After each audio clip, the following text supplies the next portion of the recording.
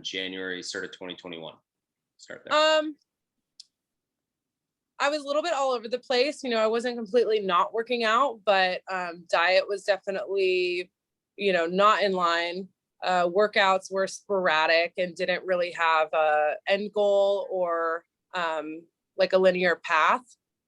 So, my efforts were there, but I needed some definite guidance and some consistency. Yeah. So coming into the challenge then, did you have any like apprehension or things you're nervous about, or did you feel like it was all pretty clear, like expectations and what you were getting? I mean, I knew that the challenge wasn't like going to be based on, just aesthetic goals and things like that.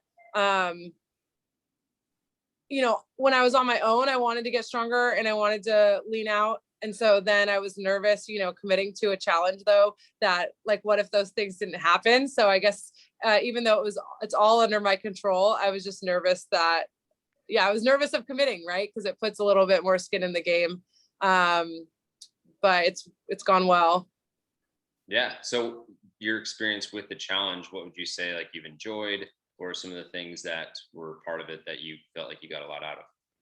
I mean, I guess like the biggest difference between just what I was doing before and what I've been doing with the challenge is community and then having the workouts provided for me. So before, completely on my own, very scattered, like I said, but now there was a linear path, and the day it started on week 1, it was just like, okay, like I have a plan, and every day, even though my days were busy, as long as I knew when I was going to work out, there wasn't anything else I had to think about. It was like, okay, these exercises, this amount of reps, and then just move forward. And the next day I knew it was cardio. So and then with the community too, the weekly calls, just there was always something to learn and look forward to. And even if I couldn't make the calls, I was able to and did watch them after.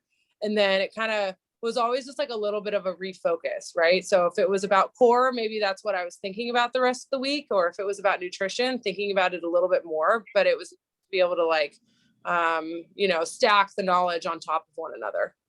Yeah. And you're an athlete or an athletic background. So for you, just like having a plan and executing is pretty easy, right?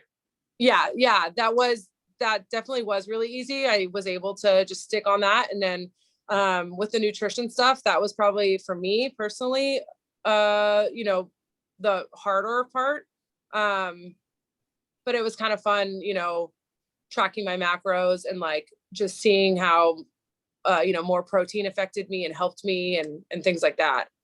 For sure. So we're coming towards the end of the challenge, got a couple days left. What changes have you seen? Well, like physically, I've leaned out a little bit. Measurements have gone down. It was interesting to see how the measurements changed, but maybe not the scale as much. So that was, helpful, right? Because sometimes we go on the number and that's not always accurate. And then also just simply getting stronger. So again, like I said, I was very scattered with my workouts before, so I wouldn't do the same thing week to week. And even though I wanted to get stronger before, I wasn't able to track it. And so now I'm doing, similar workouts week to week and able to see the progression of strength gained. And then when it comes to nutrition, I've tracked things before and it just hasn't gone as well, but having the guidance with the macros, I haven't like specifically tracked macros in, certain quantities before. So that was it made things a lot easier when it came to tracking, because if you have a certain protein goal, I don't know, it's just easier to hit that if you know the number. Yeah, and it makes you stay full. That's the big one. Yeah. I always mention. Cool. Well, I'm super happy that you've enjoyed it and look forward to continuing to progress with you in the future and Yeah. crushing it. Yeah, no problem. Thank you so much for this. This was awesome.